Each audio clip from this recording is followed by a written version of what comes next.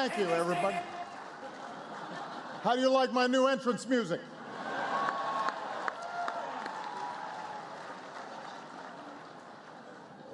Rush Limbaugh warned you about this. Second term, baby.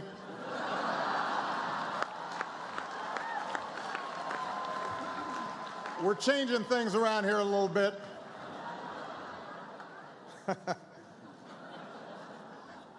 Actually, my advisors were a little worried about the new rap entrance music. They are a little more traditional.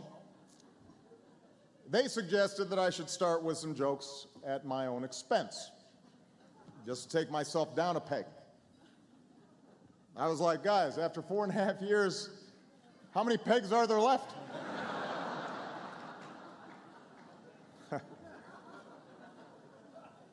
I want to thank the White House correspondents. Ed, you're doing an outstanding job. We are grateful for the great work you've done.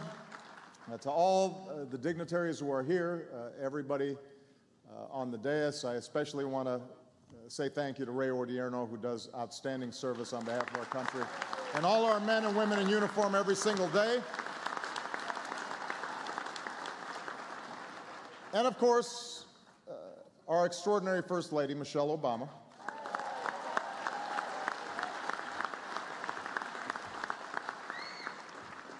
Everybody loves Michelle. She's on the cover of Vogue, high poll numbers, but don't worry, I recently got my own magazine cover.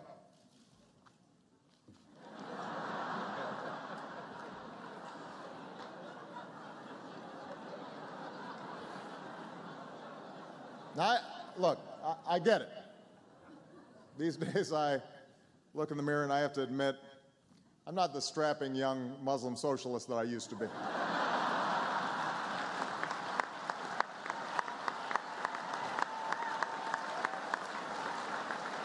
Time passes, get a little gray, and yet, even after all this time, I still make rookie mistakes.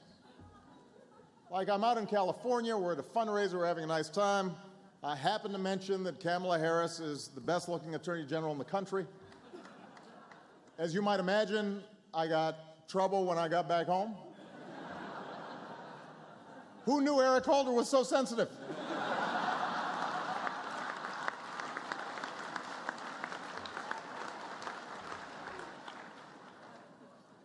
And then there's the Easter egg roll, which is supposed to be just a nice, fun event with the kids. I go out on the basketball court, took 22 shots, made 2 of them. That's right, 2 hits, 20 misses. The executives at NBC asked, "What's your secret?"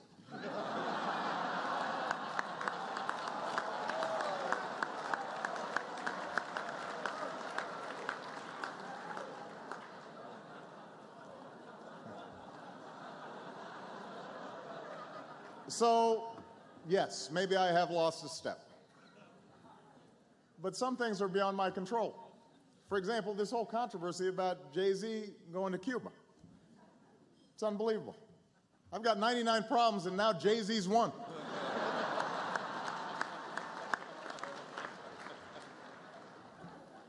That's another rap reference, Bill. I'll let you know.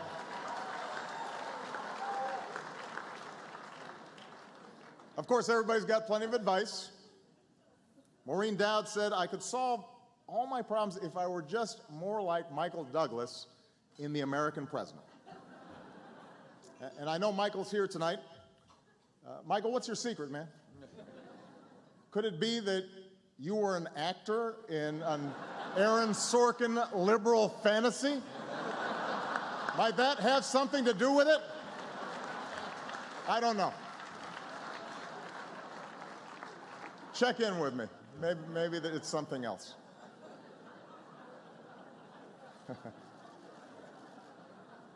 Anyway, I recognize that this job can take a toll on you. I understand second term, need a burst of new energy, try some new things, and my team and I talked about it. We were willing to try anything, so we borrowed one of Michelle's tricks.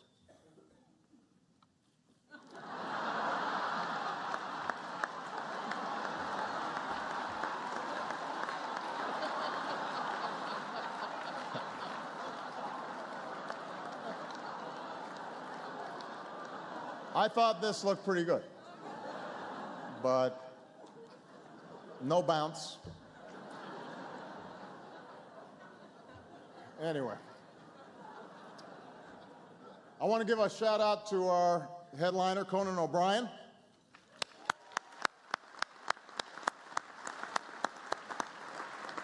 I was just talking to Ed, and I understand that when the Correspondents Association was considering Conan for this gig, they were faced with that age-old dilemma. Do you offer it to him now or wait for 5 years and then give it to Jimmy Fallon?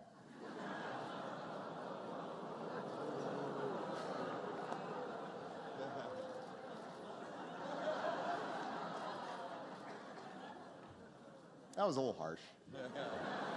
I love Conan. And of course, the White House press corps is here. I know CNN has taken some knocks lately, but the fact is I admire their commitment to cover all sides of a story, just in case one of them happens to be accurate.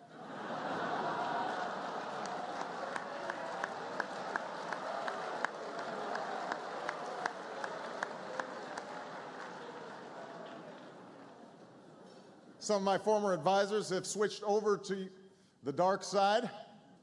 For example, David Axelrod now works for MSNBC, which is a nice change of pace since MSNBC used to work for David Axelrod.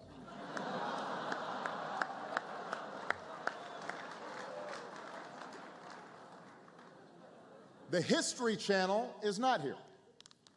I guess they were embarrassed about the whole Obama is a devil thing.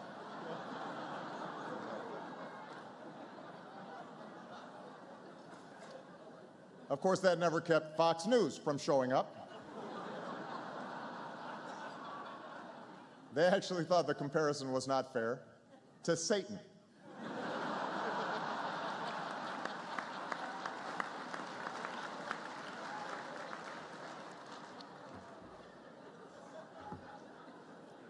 But the problem is that the media landscape is changing so rapidly. You can't keep up with it. I mean, I remember when BuzzFeed was just something I did in college around 2 a.m.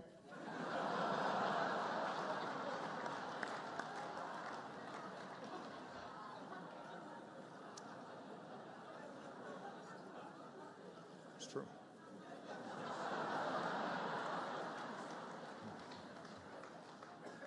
Recently, though, I found a new favorite source for political news. These guys are great. I think everybody here should check it out. They tell it like it is. It's called whitehouse.gov. I cannot get enough of it. The fact is, I really do respect the press. I recognize that the press and I have different jobs to do. My job is to be president. Your job is to keep me humble. Frankly, I think I'm doing my job better.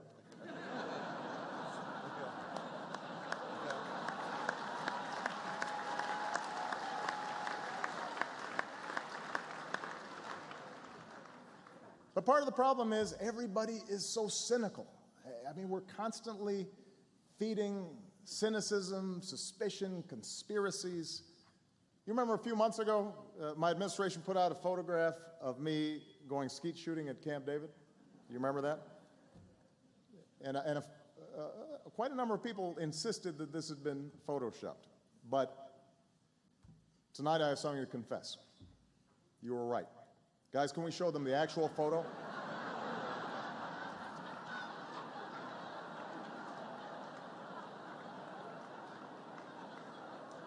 We were just trying to tone it down a little bit. That was an awesome day.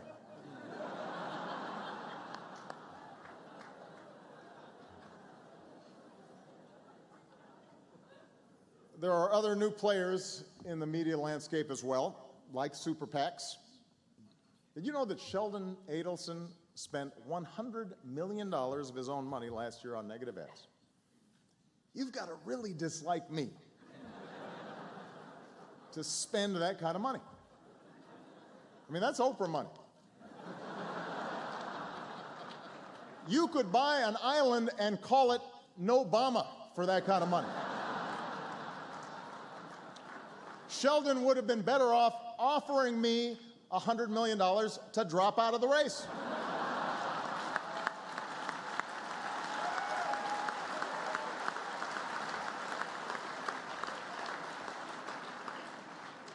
I probably wouldn't have taken it, but I thought about it. Michelle would have taken it.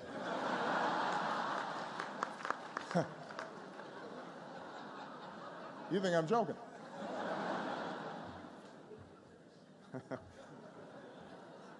I know Republicans are still sorting out what happened in 2012, but one thing they all agree on is they need to do a better job reaching out to minorities.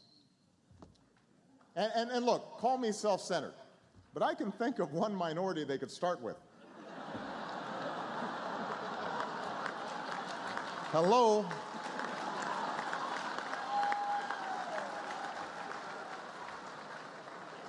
Just think of me as a trial run, you know? See how it goes.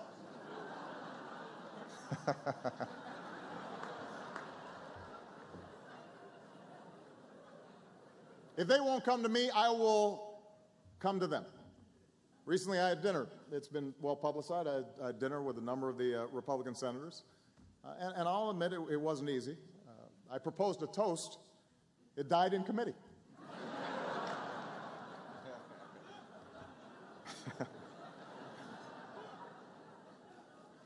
Of course, even after I've done all this, some folks still don't think I spend enough time with Congress. Why don't you get a drink with Mitch McConnell, they ask. Really? Why don't you get a drink with Mitch McConnell?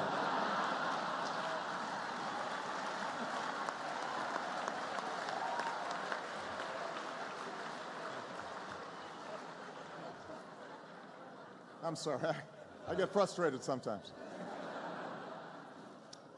I am not giving up. In fact, I'm taking my charm offensive on the road. A Texas barbecue with Ted Cruz,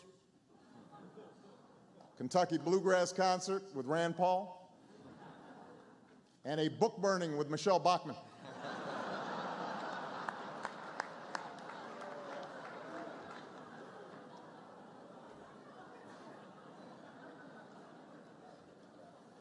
My charm offensive has helped me learn some interesting things about what's going on in Congress. It turns out absolutely nothing.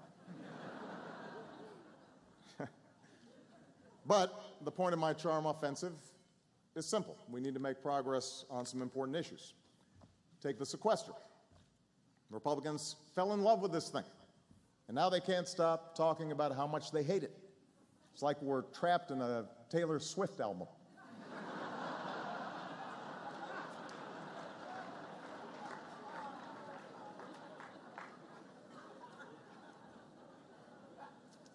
One senator who has reached across the aisle recently is Marco Rubio, but I don't know about 2016. I mean, the guy has not even finished a single term in the Senate, and he thinks he's ready to be president.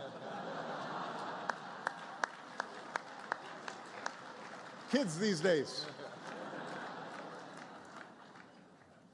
I, on the other hand, have run my last campaign.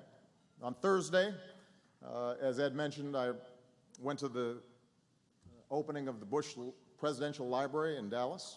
It was a wonderful event, and that inspired me to get started on my own legacy, which will actually begin by building another edifice right next to the Bush Library. Can we show that, please?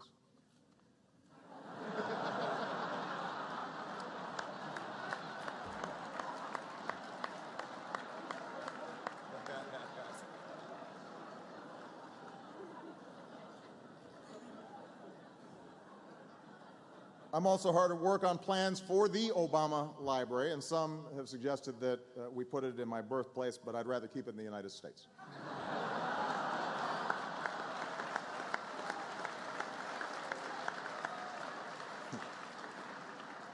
Did anybody not see that joke coming? Show of hands. Only Gallup? Maybe Dick Morris?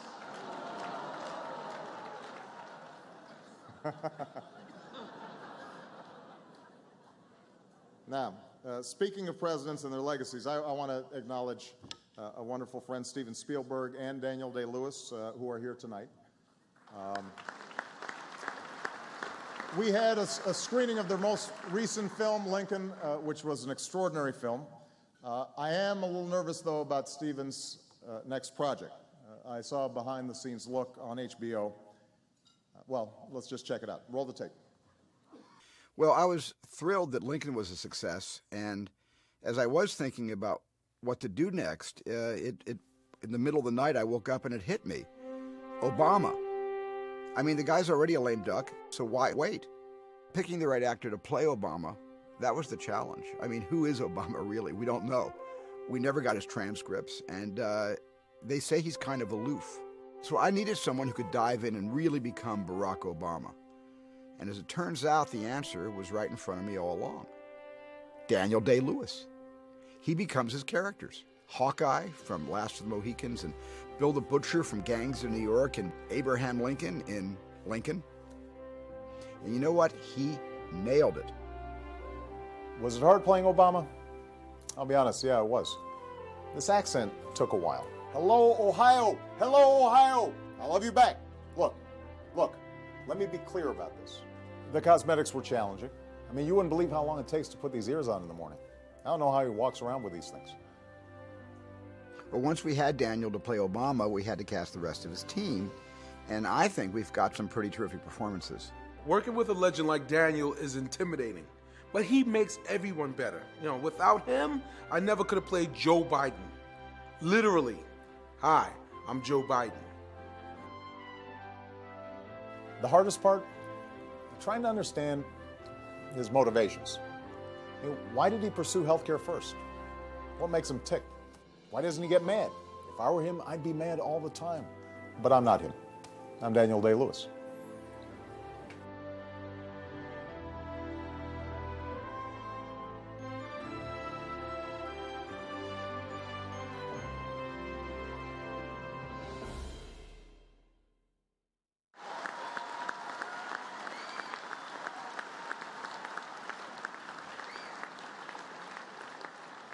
It's a remarkable transformation. Do I really sound like that, though, honey? Well, Groucho Marx once said, and Senator Cruz, that's Groucho Marx, not Carl. That's the other guy.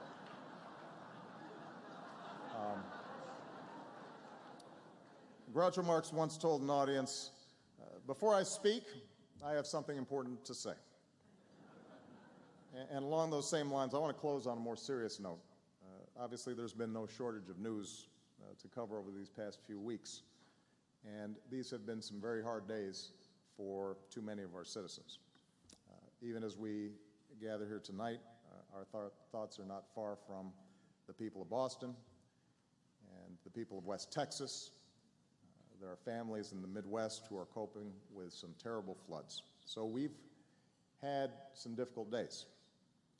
But even when the days seem darkest, we have seen humanity shine at its brightest.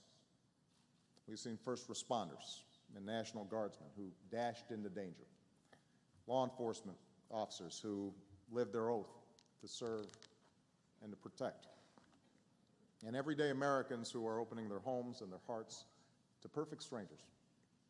And we also saw journalists at their best, especially those who took the time to wade upstream through the torrent of digital rumors to chase down leads and verify facts and painstakingly put the pieces together to inform and to educate and to tell stories that demanded to be told. If anyone wonders, for example, whether newspapers are a thing of the past, all you need to do was to pick up or log on to papers like the Boston Globe. It's when they're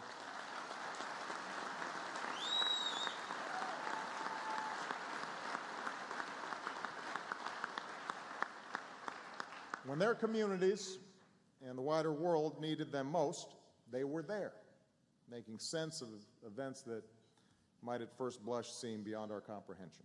And that's what great journalism is, and that's what great journalists do. And that's why, for example, Pete Williams' new nickname around the NBC newsroom is Big Papi.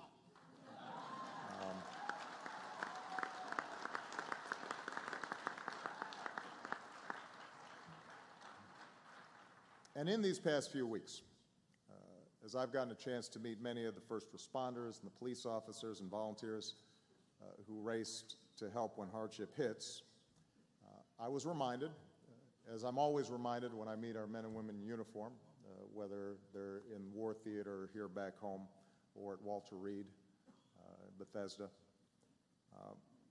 I'm reminded that all these folks, they don't do it to be honored. They don't do it to be celebrated. They do it because they love their families, and they love their neighborhoods, and they love their country. And so these men and women should inspire all of us in this room to live up to those same standards, to be worthy of their trust, to do our jobs with the same fidelity and the same integrity and the same sense of purpose and the same love of country. Because if we're only focused on profits or ratings or polls, then we're contributing to the cynicism that so many people feel right now. And so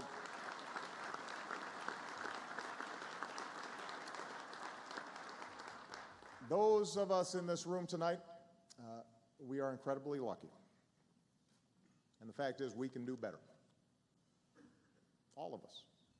Those of us in public office, those of us in the press, those who produce entertainment for our kids, those with power, those with influence, all of us, including myself, we can strive to value those things that I suspect led most of us to do the work that we do in the first place, because we believed in something that was true, and we believed in service and the idea that we can have a lasting positive impact on the lives of the people around us. And that's our obligation. That's a task we should gladly embrace on behalf of all those folks who are counting on us, on behalf of this country that's given us so much. So thank you all to the White House correspondents for the great work you do. God bless you all. May God bless the United States of America.